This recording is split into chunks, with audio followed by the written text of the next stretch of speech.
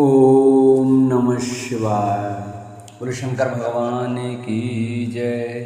नमस्कार दोस्तों, स्वागत है आपका मेरे YouTube चैनल आर के भक्ति में। भक्तों, मैं आज आपको हरतालिका की व्रत कथा, पूजा विधि, शुभ मुहूर्त ये सब बताऊंगा। कृपया उसे ध्यानपूर्वक सुने। जो भक्त हमारे चैनल पर नए आए हैं वो हमारे चैनल को सब्सक्राइब करें, वीडियो को लाइक करें और कमेंट में शंकर भगवान की जय ओम नमः शिवाय लिखना न भूलें। आइए तो हम अपनी कथा को प्रारंभ करते हैं। हरतालिका तीज व्रत विवाहित महिलाएं पति की लंबी आयु और सुखी वैवाहिक जीवन की कामना से करती हैं। इस व्रत में मिट्टी से पार्वती की प्रतिमा बनाई जाती है। फिर उन प्रतिमाओं की शुभ मुहूर्त में विधि विधान पूजा अर्चना की जाती है। ये व्रत निर्जला रखा जाता है। व्रत का पारण अगले दिन सूर्योदय के बाद किया जाता है। मान्यताओं के अनुसार इस व्रत को करने से महिलाओं को अखंड सौभाग्य की प्राप्ति होती है। हरतालिका तीज पूजा का शुभ मुहूर्त 6 सितंबर 2024 की सुबह 6:02 से 8:33 तक रहेगा। वहीं तीज पूजा का प्रदोष काल मुहूर्त शाम 6:36 से शाम 6:59 तक रहेगा। तृतीया तिथि का प्रारंभ 5 सितंबर को दोपहर 12:21 से शुरू होगा। इसकी समाप्ति 6 सितंबर 2024 की दोपहर 3:01 पर होगी। हरतालिका व्रत पूजन विधि। हरतालिका तीज की पूजा सुबह और शाम दोनों समय करनी चाहिए। इस व्रत में माता पार्वती और भगवान शिव की रेत से प्रतिमा बनाई जाती है। फिर पूजा स्थान पर केले के पत्ते को रखकर उस पर भगवान शिव, माता पार्वती और भगवान गणेश की मूर्ति स्थापित की जाती है। इसके बाद भगवान की प्रतिमाओं को फूल और सुगंध अर्पित किया जाता है। इसके बाद माता पार्वती, भगवान शिव और गणेश जी की विधि विधान से पूजा की जाती है। इस पूजा में महिलाएं सुहाग का एक पिटारा माता को चढ़ाती हैं, जिसमें सुहाग की सभी सामग्रियां रहती हैं। इसके साथ ही भगवान शिव को धोती चढ़ाई जाती है। इसके बाद हरतालिका तीज की कथा सुनी जाती है। फिर महिलाएं रात्रि में जागरण करती हैं और फिर अगली सुबह स्नान आदि करने के बाद पूजा करके अपना व्रत खोलती हैं। सुहागिन और कुंवारी कन्याओं के लिए हरतालिका तीज का व्रत काफी खास माना जाता है। जहाँ विवाहित कन्याएं ये व्रत सुखी वैवाहिक जीवन के लिए करती हैं, तो वहीं कुंवारी कन्याएं इस उपवास को मनचाहा वर पाने की कामना से करती हैं। नई नवेली दुल्हनों के लिए ये त्योहार और भी ज़्यादा खास माना जाता है। इस दिन महिलाएं सुबह उठकर स्नान करती हैं। इसके बाद सुंदर वस्त्र पहनकर श्रृंगार करती हैं, हाथों में मेहंदी लगाती हैं। इस दिन ससुराल पक्ष के लोग अपनी बहू को सिंजारा देते हैं। इस सिंजारे में चूड़ियाँ, सिंदूर, कपड़े, मेहंदी और मिठाई होती है। हरतालिका तीज का व्रत इस वर्ष भाद्र माह के शुक्ल पक्ष तृतीया तिथि को मनाते हैं। इस व्रत के करने से भगवान शिव और माता पार्वती का आशीर्वाद प्राप्त होता है और जीवन के सभी कष्ट दूर होते हैं। हरतालिका तीज का पर्व भगवान शिव और माता पार्वती के अटूट रिश्तों को ध्यान में रखकर किया जाता है। इस दिन महिलाएं 16 श्रृंगार करके पूजा अर्चना करती हैं और अखंड सौभाग्य का आशीर्वाद प्राप्त करती हैं। साथ ही फिर हरतालिका तीज की कथा सुनती हैं।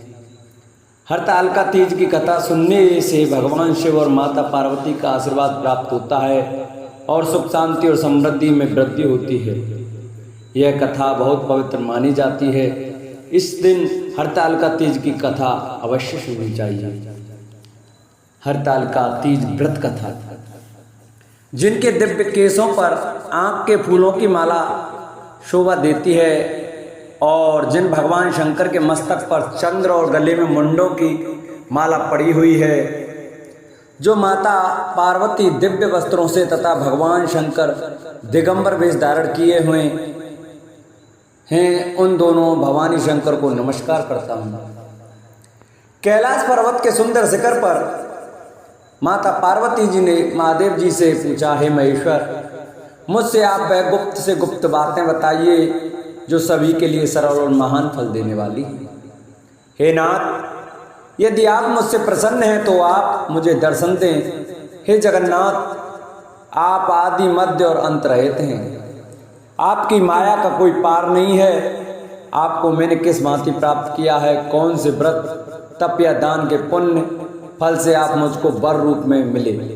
महादेव जी बोले, हे देवी, मैं आपके सामने इस व्रत के बारे में कहता हूँ जो परम गुप्त है। जैसे तारागणों में चंद्रमा, ग्रहों में सूर्य, वर्णों में ब्राह्मण, देवताओं में गंगा, प्राणों में महाभारत, वेदों में साम और इंद्रियों में मन श्रेष्ठ है, वैसे ही प्राण और वेद सब में इसका वर्णन आया है। जिसके प्रभाव से तुमको मेरा आधा आसन प्राप्त हुआ है, हे प्रिय, उसी का मैं तुमसे वर्णन करता हूँ। सुनो, भाद्रपद भादो मास के शुक्ल पक्ष की हस्त नक्षत्र के दिन इस व्रत का अनुष्ठान मात्र करने से सभी पाप का नाश हो जाता है। तुमने पहले हिमालय पर्वत पर इसी महान व्रत को किया था जो मैं तुम्हें सुनाता हूँ। पार्वती जी बोली, हे प्रभु, इस व्रत को मैंने किस लिए किया था यह मुझे सुनने की इच्छा है, सो कृपा करके कहें। शंकर जी बोले, आर्यावर्त में हिमालय नामक एक महान पर्वत है जहाँ अनेक प्रकार की भूमि अनेक प्रकार के वृक्षों से सुशोभित है, जो सदैव बर्फ से ढके हुए तथा गंगा की कलकल ध्वनि से शब्दायमान रहता है। हे पार्वती जी, तुमने बाल्यकाल में उसी स्थान पर परम तप किया था और 12 वर्ष तक महीने में जल में रहकर तथा वैशाख मास में अग्नि में प्रवेश करके तप किया था। सावन के महीने में बाहर खुले में निवास कर अन्न त्याग कर तप करती रही। तुम्हारे उस कष्ट को देखकर तुम्हारे पिता को बड़ी चिंता हुई। चिंता में वह सोचने लगे कि मैं इस कन्या का विवाह किससे करूं। एक दिन नारद जी वहां आए और देवर्षि नारद ने तुम शैलपुत्री को देखा। तुम्हारे पिता हिमालय ने देवर्षि को अर्घपात आसन देकर सम्मान सहित बैठाया और कहा, हे मुनीश्वर, आपने यहाँ तक आने का कष्ट कैसे किया, कहें क्या आज्ञा है। नारद जी बोले, हे गिरिराज, मैं विष्णु भगवान का भेजा हुआ यहाँ आया हूँ, तुम मेरी बात सुनो। आप अपनी कन्या को उत्तम वर को दान करें। ब्रह्मा, इंद्र, शिव आदि देवताओं में विष्णु भगवान के समान कोई भी उत्तम नहीं है, इसलिए मेरे मत से आप अपनी कन्या का दान भगवान विष्णु को ही दें। हिमालय बोले, यदि भगवान वासुदेव स्वयं ही कन्या को ग्रहण करना चाहते हैं और इस कार्य के लिए भी आपका आगमन हुआ है तो वह मेरे लिए गौरव की बात है, मैं अवश्य उन्हें ही दूंगा। हिमालय का यह आश्वासन सुनते ही देवर्षि नारद जी आकाश में अंतर्धान हो गए और भगवान विष्णु के पास पहुंचे। नारद जी ने हाथ जोड़कर भगवान विष्णु से कहा, प्रभु, आप विवाह कार्य निश्चित हो गया है। इधर हिमालय ने पार्वती जी से प्रसन्नता पूर्वक कहा, हे पुत्री, मैंने तुमको गरुड़ ध्वज भगवान विष्णु को अर्पण कर दिया है। पिता के इन वाक्यों को सुनते ही पार्वती जी अपनी सहेली के घर गई और पृथ्वी पर गिरकर अत्यंत दुखित होकर विलाप करने लगी। उनको विलाप करते हुए देखकर सखी बोली, हे देवी, तुम किस कारण से दुखी हो, मुझे बताओ, मैं अवश्य तुम्हारी इच्छा पूरी करूंगी। पार्वती बोली, हे सखी, सुन, मेरी जो मन की अभिलाषा है सुनाती हूँ। मैं महादेव जी को वरण करना चाहती हूँ। मेरे इस कार्य को पिताजी ने बिगाड़ना चाहा है, इसलिए मैं निसंदेह शरीर का त्याग करूंगी। पार्वती जी के इन वचनों को सुनकर सखी ने कहा, हे देवी, जिस वन को तुम्हारे पिताजी ने ना देखा हो तुम वहां चली जाओ। तब देवी पार्वती अपनी सखी का यह वचन सुन ऐसे ही वन को चली गई।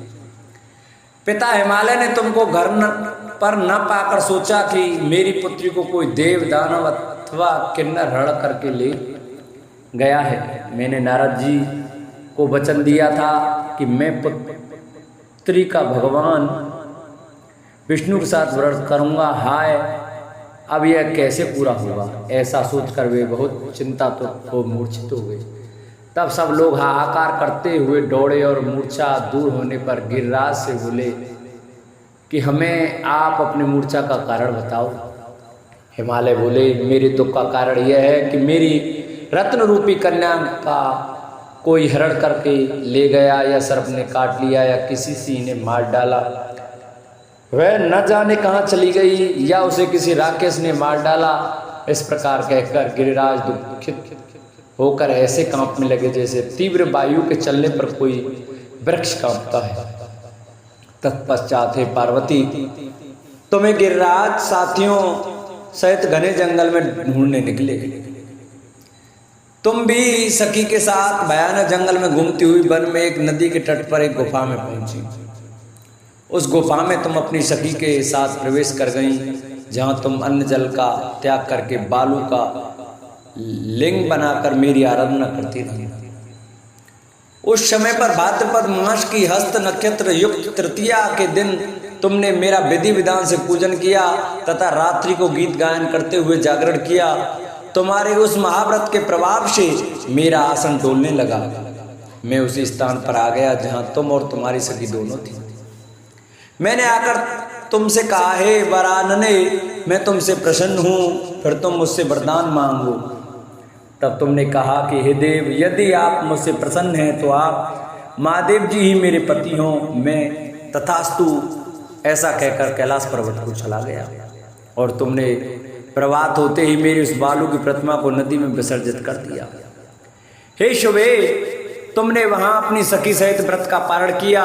इतने में तुम्हारे पिता हिमान भी तुम्हें ढूंढते ढूंढते उसी घने वन में आ पहुंचे। उस समय उन्होंने नदी के तट पर 2 कन्याओं को देखा तो ये तुम्हारे पास आ गए और तुम्हें हृदय से लगाकर रोने लगे। बोले, बेटी, तुम इस सिंह व्याघ्राद्रि युक्त घने जंगल में क्यों चली आई? तुमने कहा, हे पिता, मैंने पहले ही अपना शरीर शंकर जी को समर्पित कर दिया था, लेकिन आपने नारद जी को कुछ और बोल दिया, इसलिए मैं महल से चली आई। ऐसा सुनकर हिमान ने तुमसे कहा कि मैं तुम्हारी इच्छा के विरुद्ध यह कार्य नहीं करूंगा। तब वे तुम्हें लेकर घर को आए और तुम्हारा विवाह मेरे साथ कर दिया। हे प्रिय, उसी व्रत के प्रभाव से तुमको मेरा अर्धासन प्राप्त हुआ है। इस व्रत राज को मैंने अभी तक किसी के सम्मुख वर्णन नहीं किया है। हे देवी, अब मैं तुम्हें यह बताता हूँ कि इस व्रत का यह नाम क्यों पड़ा। तुमको सखी हरण करके ले गई थी, इसलिए हरतालिका नाम पड़ा। पार्वती जी बोली, हे स्वामी, आपने इस व्रतराज का नाम तो बता दिया, लेकिन मुझे इसकी विधि और फल भी बताइए कि इसके करने से किस फल की प्राप्ति होती है। तब भगवान शंकर जी बोले, सौभाग्य की इच्छा रखने वाली महिलाओं को यह व्रत पूरे विधि विधान के साथ करना चाहिए। व्रत में केले के खम्भों से मंडप बनाकर उससे बंधन बारों से सुशोभित करें। उसमें विविध रंगों के उत्तम रेशमी वस्त्र की चांदनी ऊपर तान दें। चंदन आदि सुगंधित द्रव्यों का लेपन करके महिलाएं एकत्रित हों। शंख, भेरी, मृदंग आदि बजावें। विधि पूर्वक मंगलाचार करके श्री गौरी शंकर की बालू निर्मित प्रतिमा स्थापित करें।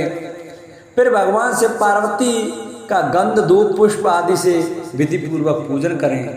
अनेकों नैवेद्यों का भोग लगावें और रात्रि को जागरण करें।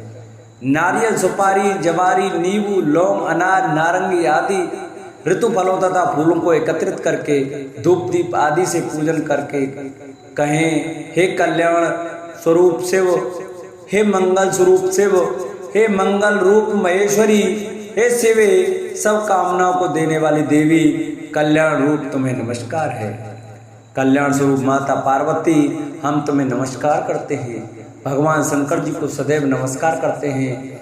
हे ब्रह्म रूपिणी, जगत का पालन करने वाली माँ, आपको नमस्कार है। हे सिंह वाहिनी, मैं सांसारिक भय से व्याकुल हूँ, तुम मेरी रक्षा करो। हे महेश्वरी, मैंने इसी अभिलाषा से आपका पूजन किया है। हे पार्वती माता, आप मेरे ऊपर प्रसन्न होकर मुझे सुख और सौभाग्य प्रदान कीजिए। इस प्रकार के शब्दों द्वारा उमा सहित शंकर जी की का पूजन करें। विधि पूर्वक कथा सुनकर गौ, वस्त्र, आभूषण आदि ब्राह्मणों को दान करें। इस प्रकार से व्रत करने वाले के सब पाप नष्ट हो जाते हैं और वे भगवान के धाम को प्राप्त होते हैं। बोले शंकर भगवान की जय।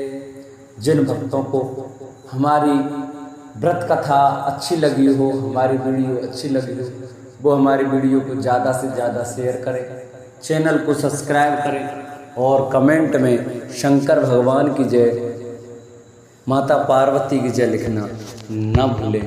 बोलो शंकर भगवान की जय, बोलो माता पार्वती की जय।